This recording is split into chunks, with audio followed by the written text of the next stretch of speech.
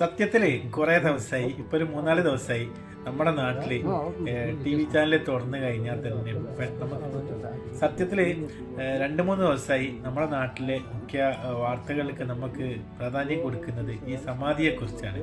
കണ്ട് എല്ലാവർക്കും ഇന്നത്തത് കൂടി മടുത്ത്.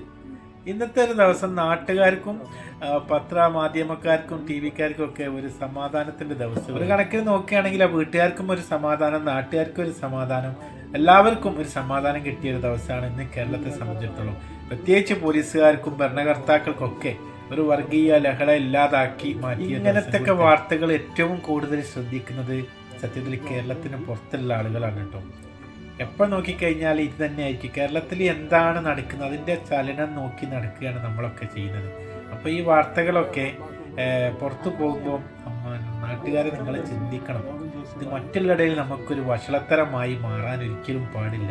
ഇന്നത്തെ സമാധിയൊക്കെ ഇങ്ങനെയൊക്കെ ഒരു പ്രശ്നമാക്കി മാറ്റേണ്ടിയിരുന്നോ? വിശ്വാസങ്ങളും ആചാരങ്ങളും ഒക്കെ നല്ലതാണ്, എല്ലാവർക്കും വേണം വിശ്വാസം ആചാരം. പക്ഷെ മറ്റ് മതസ്ഥര, ഏത് മതമായിക്കോട്ടെ, ഹിന്ദു ആയിക്കോട്ടെ, മുസ്ലിം ആയിക്കോട്ടെ, ക്രിസ്ത്യൻ ആയിക്കോട്ടെ, മറ്റ് മതസ്ഥര വ്രണമേൽപ്പിച്ചുകൊണ്ട് ഉണ്ടാക്കുന്ന ഒരു വിശ്വാസം ആർക്കും യോജിച്ചതല്ല.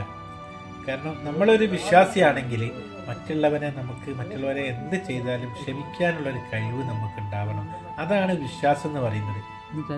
അതല്ലാതെ മറ്റുള്ളവരെ വെറുപ്പ്, മറ്റുള്ളവരെ വിദ്വേഷം, ഇതൊക്കെ ഉണ്ടാക്കിയെടുത്തിട്ട് നമുക്ക് എന്ത് വിശ്വാസം, എന്ത് ജീവിതം?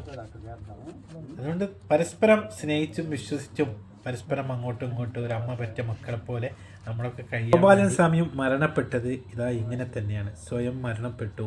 അദ്ദേഹത്തെ ആരും കൊന്നതല്ല. ആ കുടുംബക്കാരൻ രക്ഷപ്പെട്ടു, നാട്ടുകാരൻ രക്ഷപ്പെട്ടു. അപ്പോൾ ഇതാണ് സമാധി എന്ന് പറയുന്നത്. അല്ലാതെ കല്ലറക്കുള്ളിൽ അങ്ങ് പോയി ഇരുന്നുകൊണ്ട് ഞാൻ മരിക്കുകയെന്ന് ഒരു മനുഷ്യനും പോയി ഇരുന്നിട്ട് എന്നെ മൂടുന്ന ഒരാളും പറയൂല. എണീച്ച് ഓടൂലേ? അതുകൊണ്ട് സമാധി എന്ന് പറയുന്നത് മരണപ്പെട്ട് കഴിഞ്ഞാൽ അവരെ കൊണ്ടുപോയിട്ട് ഇതേപോലൊക്കെ ചെയ്ത് കാട്ടിക്കൂട്ടുന്നതാണ് സമാധി.